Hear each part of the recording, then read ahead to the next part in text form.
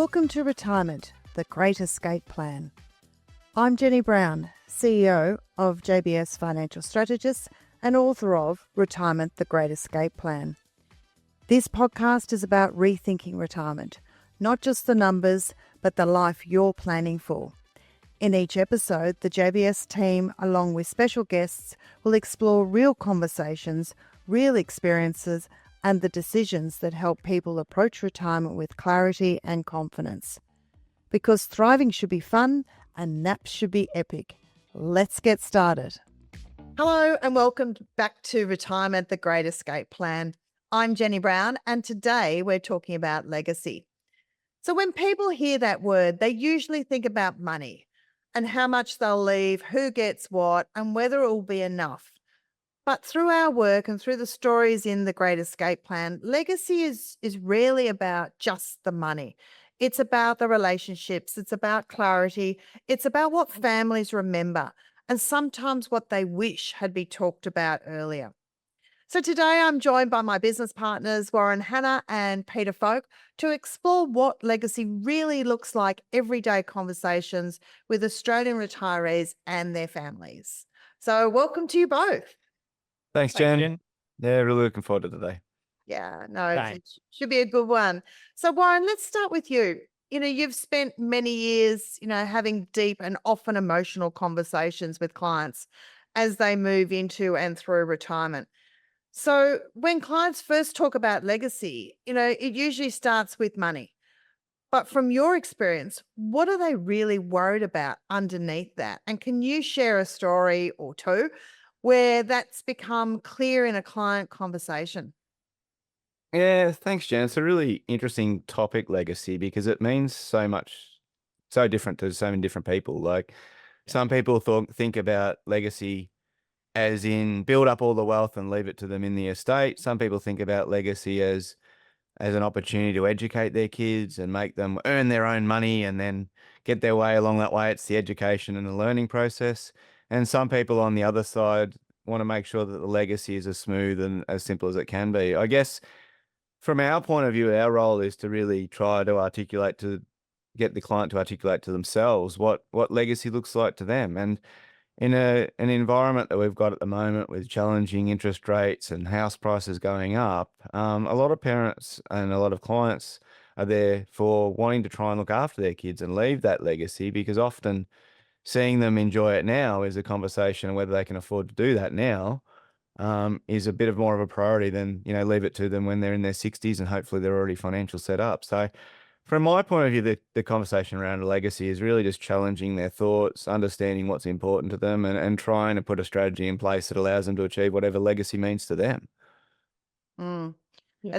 That's so true. So what happens when these conversations don't happen early enough? Do you see what happens when families struggle with, having those conversations later on, when intentions weren't necessarily clear up front? And so there's this void of, well, what did mum and dad really want? Yeah, it's really, well, clarity is the real key to these sort of conversations. If there's no clarity between, and there's no conversations about expectations, about who's going to get what or what the solution is, that's where it's really difficult to have conversations around what. It doesn't always have to be financial as well. It's even about health and support. So as clients age, they need the support. Is a client expecting that the kids will look after them, and yet the kids don't even have that on their radar at all? So it's ensuring that those sort of conversations are had earlier.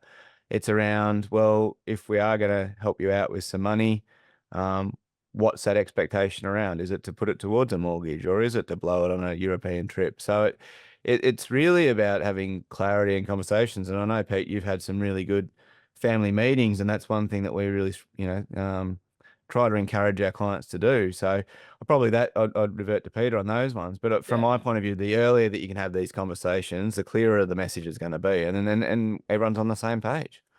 Yeah, because to touch on my experience with those family meetings. It is literally that. It's from the children's point of view, they want clarity about who they go to when something happens to mum and dad. So that's where we generally get an introduction to ourselves, and that's powerful because a lot of the the children wouldn't know where to go or who to talk to.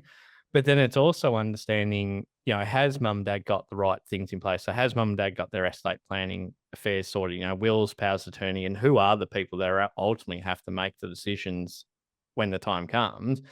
And with some of these meetings, we get clients that are very open and with their children about how much money that they have, whereas we've got other clients that are very much, they don't necessarily want to advertise to their family what they've got for various reasons, and that's okay. The key is just having the clarity with some of the clients that I've dealt with. The children are more worried about whether or not mum and dad can afford, one, their own lifestyle, but two, if they have to if they have to make a decision about moving mum and or dad into aged care, right, that's the big worry item for people. It's just having the clarity that if push comes to shove, they can afford it. Mm. And that's what I've found. Yeah. And you're right, Warren. Like, it's having that family meeting, and whether you get someone like, JBS to come out and sit down with you and your family and help, control that meeting and help point the direction of it. It's just important to at least have that conversation so your children know where your wills and powers of attorney are. And they just ultimately themselves just want to have that clarity and that confidence that you can afford, if they have to make decisions about mum and dad and their financial future, that they're not having to worry about the money side of things. Yeah, to answer your original question, Jen, the challenging part from our point of view is the other end of the scale, and we've got a podcast coming up with an estate planning lawyer I'm sure you're going to talk about shortly, where the importance of things like powers of attorney and that sort of stuff, where those conversations haven't been had, and then someone potentially loses capacity or even passes away, and the affairs are messed up. That's when it becomes really difficult. And then that's when, in an emotionally draining time, in a stressful time, tensions are high. And then there's the uncertainty about where the money is, what have we got to do, who's going to be responsible for what. It just makes it so much easier if those conversations have already been had. And they don't always have to be formal either. They don't have to be set out as a formal meeting. It can just be the understanding that, okay, well, all my affairs are here. This is my accountant, this is my advisor, this is my lawyer, this is the person I want to deal with, this is where I want to go for aged care. Small things like that just help decision making in a stressful time really easy. And hopefully you can focus on the important part of, the situation at the time rather than the money. It's having that wish book that it's Yeah. almost all the non-financial stuff, in the one place that says, this is what I want, Mm. this is, and having that conversation. It's really hard. I know it's hard when I went, raised that with my mum and dad. And I remember years ago with dad, I was talking with mum and I said, "Have you got powers of attorney?" She said, I don't think we have.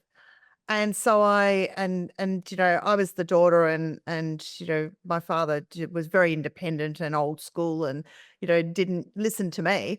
So I knew he wouldn't listen to me, but I rang the accountant and I said, you know what? I know that I know you can't give me any confidences. You can't tell me anything, but I don't think mum and dad have powers of attorney. And I said, because mum doesn't think that they do.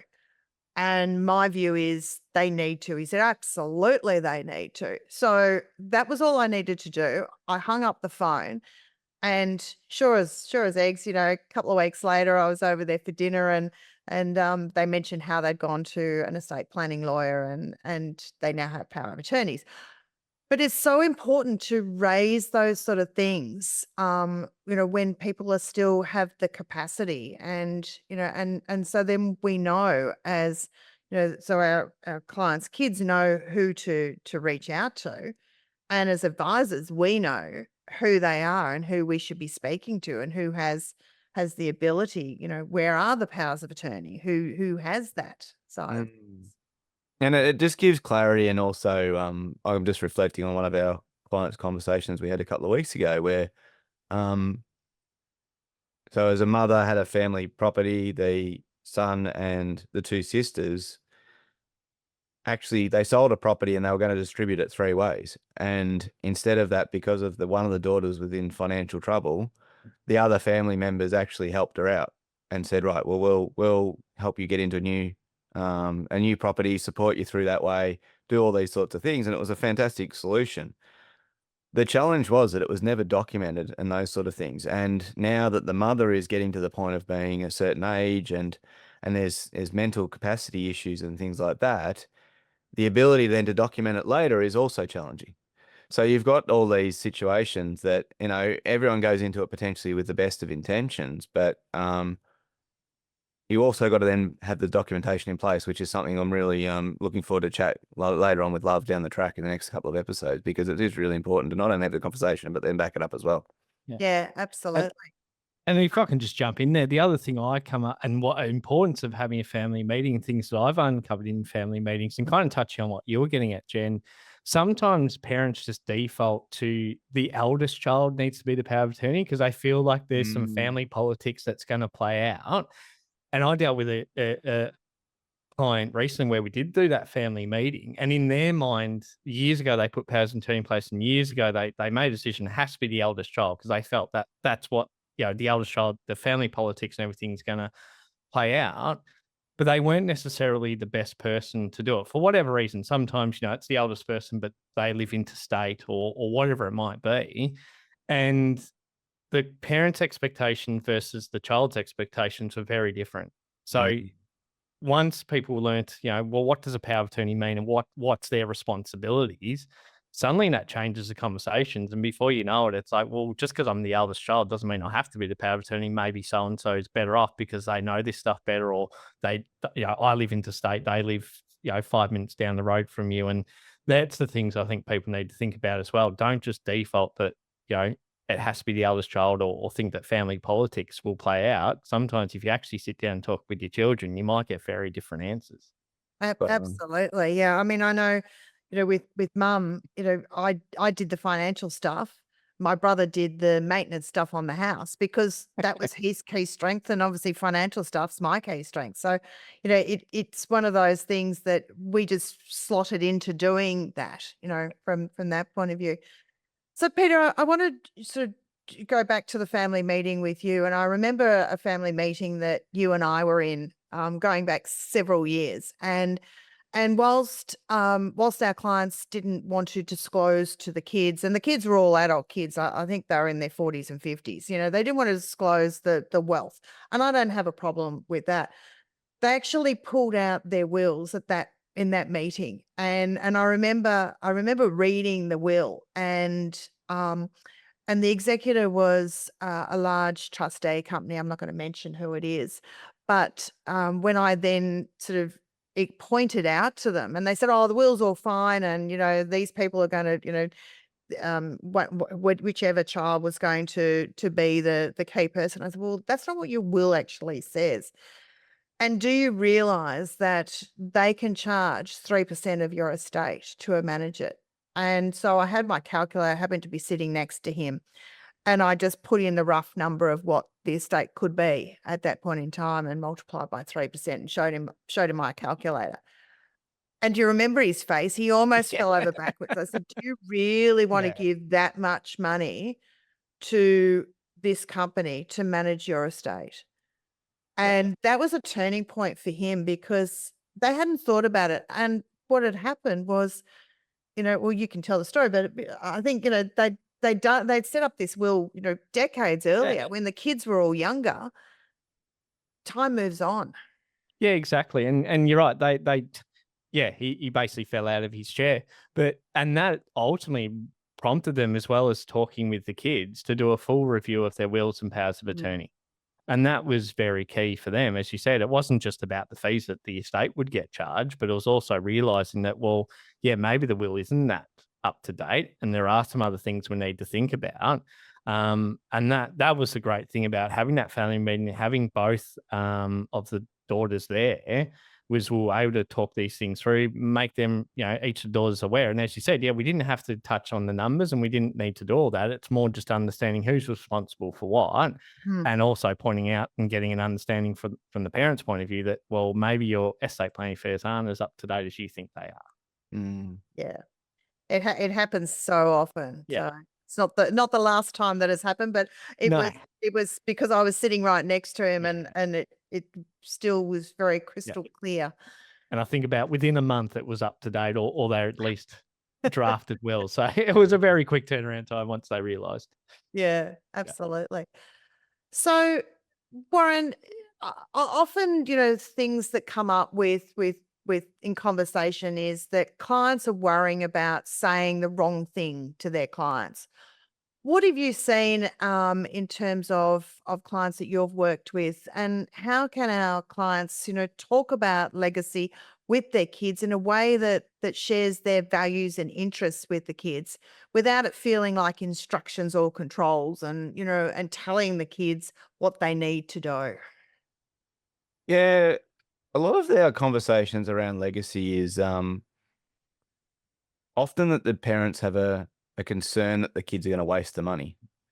And part of the legacy, I guess, piece is around education and training. And if I reflect back on, my upbringing, it was all around understanding the value of a dollar and doing your job so you get your pay. And then we were rearing potty calves, and you'd see the outcome of that. And as much around, we try to talk to clients about that sort of legacy as a learnings and a training is as much as important as giving them the money. One other offering we do have for JBS clients is the ability to help their children, and often at a pretty discounted, sort of a price. We have an initial conversation with them that might be around their need to, ensure that their super's in place, work on budgeting, cash flow, bucket strategies, things like that, to give them the education. Because often, I don't know about you, Pete, but my kids take advice better from other people other than me. So, if I'm going to tell my kids to do something, they're not necessarily going to listen because they're dad. But if it's come from a source of separation, a bit like your accountant and the power of attorney, Jen, it often that is a way for our clients to be able to pass on a legacy of education through our services and offerings, so that it gives them the peace of mind that if they are going to do an early inheritance, which is often a big conversation at the moment for us, is if we were able to help them out with the property, the bank of mum and dad's now the fifth biggest bank in Australia, whatever it is. If we are going to help out our kids, you don't want it to be a detriment to them, or it needs to be a positive outcome for them. And that education piece, discussions around budgeting, discussion around savings, what they're going to do with the money, those sort of things. I mean, we've had examples whereby one of the conditions of clients giving money is that they have a discussion with us. And a couple of times that's been difficult because the kid's intention of that money is different to what the parents was. But our role ultimately is to be the umpire, be the facilitator of that conversation, because it's better to have the conversation than not. And so I guess that's a real strength of what we do at JBS, is to try and help clients have that legacy conversation. Because in my mind, education, what's the story about? You give a guy a fish, or you teach him to fish. That's the scenario. If you teach kids about, or teach people about money, education, those sort of things, it's so much more powerful than just giving them money and hoping for the best. Absolutely. Mm. So, Peter, if legacy isn't just something that we leave to the end, how do you see clients creating a living legacy while they're still, active and engaged with their kids and their kids' lives? Yeah, as Warren touched on, sometimes the living legacies, they do literally give their children money, whether it's helped with a house deposit or things like that. So there is that financial aspect of it. I think living legacies we've sort of touched on here is where clients are helping their kids and educating their children to set themselves up financially as well. And that's where they might get them in contact with us, or give them their own education, things like that. It's also making sure that their own affairs are in order. So if something does happen to them, then one, their children know who to go to get that help. And two, they know that they don't have to their children, don't have to sort that out for themselves. Because obviously, and whether you guys will touch on it with love, but it's not an easy process if you don't have powers of attorney and you need one enacted. So that's where, there's a financial point of view where clients leave a living legacy, but there's also the other side of it with making sure your estate planning affairs and all that are in order. So your children don't have to worry about that side of things. Everything's in place. They know who to get in contact with, and they know who's responsible for what. Absolutely. So, In my book, I touch on a story with a client where she was being really pressured to gift money to her daughter, and the daughter was being a little bit difficult. Where have either of you been in a situation where you've done the projections for our clients, and and put in those projections? If you gifted X, then this is what it will actually do to your financial future and basically retirement plan. And if so, have you been in a situation where that giving that money has actually been to the detriment of the financial plan and left the clients in a worse position?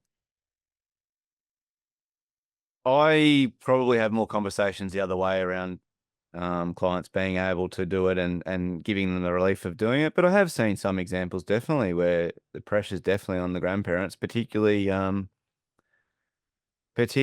in situations where children have been divorced, or there's a tense relationship, or there's financial pressures. But the challenge with it is that ultimately most of our clients are in the situation where they want to help their kids. But you've just got to give them the information, and then they can make an informed decision. I haven't so much seen one maybe like your suggestion in the book where there was actual pressure around, almost elder abuse, but I've definitely seen ones where, clients are saying, well, what can we do to help? And that's where the conversation might not just be financially. It then becomes, well, okay, do they need to move back in with you for a period of time, or do they need to do another means of helping out rather than necessarily doing babysitting or doing whatever it is, rather than actually giving them the money, because you need to be able to talk through without the emotional influences of those sort of decisions, because it is challenging for sure. And if you're sitting there going, this is my kid, this is who I raised, they're in trouble, your ultimate reaction for 99.9% of parents is get in and help. So yes, it can be pretty challenging. Thankfully, the majority of our conversations are with clients around, well, okay, the kids are struggling. If I give them this money, will it make a difference? And most of the situations are positive. But yeah, you've got to be really conscious of the flow-on effect for sure. Yeah. And I can't remember if you quoted in your book, Jen, but I love how you put it to clients that if I challenge the other side, I'm with Warren. I can't think of one off the top of my head where it's necessarily put the clients in a very detrimental position. But I love the fact that you've said somewhere along the lines that this is all the money they're ever going to have. And I think that's important for people to remember when you're thinking about gifting and things to your children, is that money that you've got now, especially if you're retired, is probably all the money you're ever going to have. So as Warren's kind of touched on, the best thing to do is make sure that if you do want to gift money to your children or help fund some expenses or whatnot, the best thing to do is also make sure how that impacts your position. Because how I've also seen it as more the other way is, at some point in time, your children are probably going to worry about whether or not you're going to be able to fund your lifestyle, or can I afford to put you in aged care if that decision has to be made. So I sort of think about it from my own point of view with my parents. I want to make sure that they're okay more than they probably were, or I worry probably just as much about them as they do about me, if that makes sense. So just make sure if you do want to give money to your children, that remember that's all the money you're ever going to have, and you need to understand what the implications are, if any. And hopefully you are in a good position where you can do it and not have to worry. Yeah. So running some numbers and doing a set of projections is a really good safety net to put your mind at ease as the client's mind and ours as the advisor, to say, look, yes, you can, or really you need to reconsider doing this. Yeah. Giving people information to make informed decisions. Yeah, absolutely. And I think it's such a powerful way to think about it. So any closing, comments? I'm conscious that we're sort of almost at time. So is there anything that you'd like to leave the listeners at this point in time? I think just to think about that legacy is more than just money. Legacy is the conversation. It's the education over time as well. Think about how you're wanting your kids to be brought up and how you're wanting to be remembered as well at the other end. So think about, what can you do now to make it easier for them? What can you do now to educate them so that it can be as streamlined as possible? And that flows into our next conversation with Love about the documents to reflect that. But the thinking of it is the most important part at the start, is to make sure that you are aware of it. And as Peter said before, the importance of a family conversation, because clarity is kind. That's what we're all about, is trying to understand what everyone wants, because then there's no confusion. Absolutely. Peter? Yeah, look, almost to mimic what Warren said, the main thing is from what my experience is, have those family meetings. Even if you bring a third party in to help direct the conversation, that's probably one of the most important things that you can do, so your children are across where you're at and have clarity, as Warren said. Yeah, absolutely. I think that's a great place to finish up. So thank you both very much. It's not an easy topic to raise, with clients, and as a retiree or as a client, it's not a easy topic to raise with your kids. So, but it is a great reminder that retirement is about the example we set. It's not just about the plan that we leave behind. It's through those years. And one of the recurring ideas that we've come to in Retirement, the Great Escape Plan, is that clarity is a gift. It's not perfection. It's not control. And legacy isn't just created in a will. It's created in the conversations. It's about values, intentions, and what really matters. So, as Warren said earlier, in our next episode, we'll explore this topic through another lens, from stories with an estate planning lawyer. I'm really looking forward to having a chat with Love about that and what they see when families haven't necessarily had those conversations, and how different things can be when they have had them. Retirement is more than being prepared. It's about enjoying the life that you've worked hard to build, because thriving should be fun and naps should be epic. So thanks for listening. Until next time. Thanks for listening to Retirement, the Great Escape Plan. If today's conversation raised questions for you, or simply gave you something to think about, that's a great place to be. Retirement isn't about having everything figured out at once. It's about starting the right conversations and taking thoughtful steps over time. You'll find helpful resources and references related to this episode in the show notes. For more tips and insights and practical guidance, we also invite you to visit the JBS Financial website, where you'll find a range of tools and resources to support you at every stage of retirement. You can also follow JBS Financial on Facebook, LinkedIn, Instagram, and YouTube for ongoing conversations, updates, and ideas to help you plan well and live fully.